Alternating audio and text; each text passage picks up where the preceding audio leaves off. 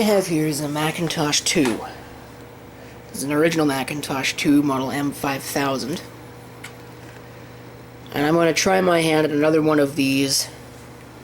This machine needs your help style videos, even though the last time I made a video about one of these, all I got in return for my trouble was, you need to use a BlueSCSI. Which is a stupid response to a video, but that's neither here nor there. This machine has an issue. The issue is as follows.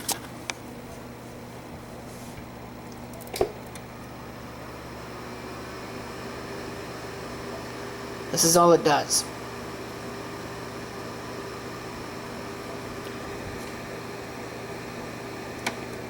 Now, I'm not really sure why this is all that it does, because it was working. You saw in that video it was working fine. I had it sitting in the other room set up. And I don't know if it has to do with the power supply. It probably does. I'm sure that this needs to be recapped, because it hasn't been done yet. So that's probably the next place I'm going to head, is going to be to get a set of capacitors for this, replace all of them, and be done with it. I have tried pulling the RAM, I've tried changing the arrangement of the RAM, I have tried pulling the batteries, I've tried... The one thing I have not tried, I started trying and realized I didn't want to go through further with it because I was just going to wreck the chips, was to pull the ROM chips. It's possible I have a bad ROM. I'm not 100% sure. All that I know is that the SCC chip back there, which you will not be able to see because there's no way for me to get you to be able to see it without pulling this, and I don't want to pull this. The SCC gets warm, the processor gets warm. That's it. No chime. When I press the interrupt button, I don't get any death chime, I don't get anything. The only thing that happens is those, and if I press the reset switch, I get a pop out of the speaker. So, the one interesting thing I want to talk about again is this has a soft power circuit. And the way that it works is sort of nebulous, at least in my mind. I don't know what it should be doing because I don't know what it is supposed to be doing. So here's the deal. Here's how I understand it. The system has two batteries.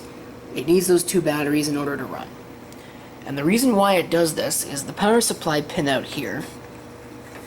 You have 12 volt, there's a couple of 5 volt rails, there's a bunch of grounds, there's a negative 12 volt, and then there's this, which is what's called the PFW, or power fail warning, indicator line. That is a signal line to the system.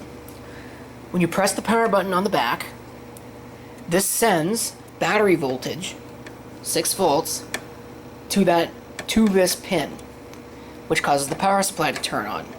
When the power supply turns on, there's a feedback somewhere in here that sends 5 volts to that. I assume one of the 5 volt lines ties to this, or at least that's how I imagine it's supposed to work.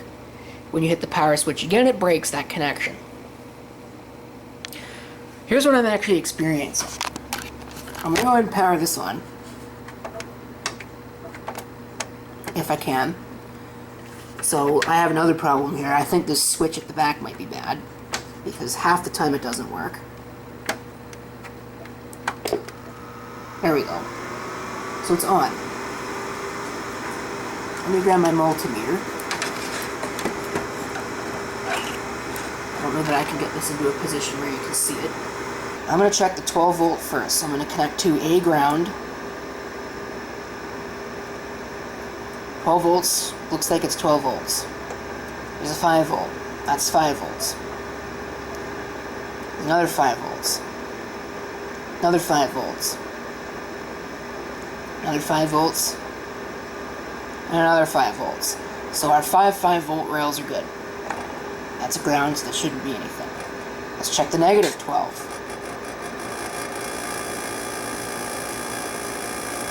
Yep, that looks good. The next one is our PFW signal line. This should be at 5 volts. It's only at 4.22 volts. I don't know if that's normal. If I shut it down, it should go down to a minimal amount of voltage. If I power the machine back on, the spike is too fast for this meter to actually see it. If I unplug the unit,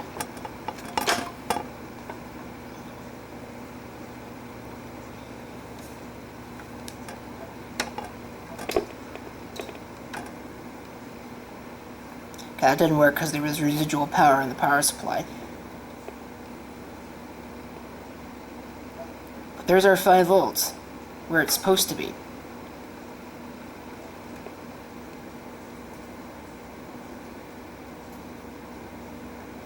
Now, not really.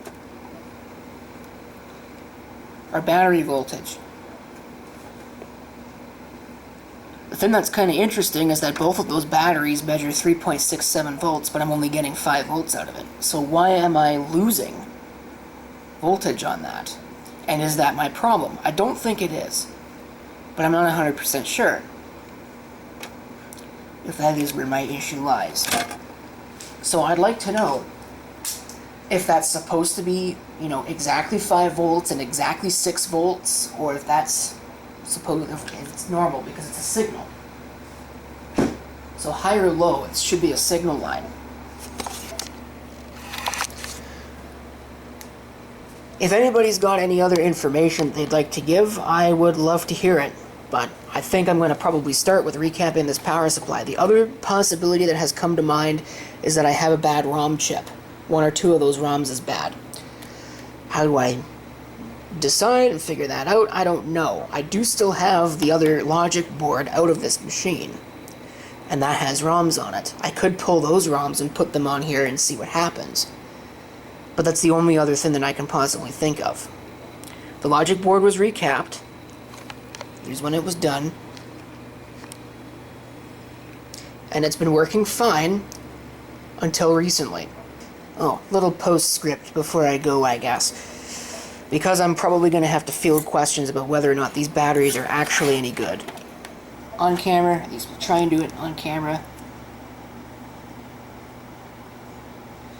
3.65.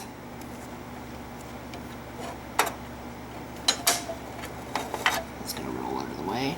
Let's try the other one. 3.65. So both of those are within tolerance. Now, are they dropping in the under load in the circuit? I don't know, maybe. But I would not believe that they're dropping that far. These are supposed to be nominally 3.6 volt batteries. Let me get a brand new one. What does this one read as a brand new battery? 3.69, so nice. But it's not really that much lower. So the difference is trivial. So as far as I'm concerned, those batteries are just fine. So there's my appeal.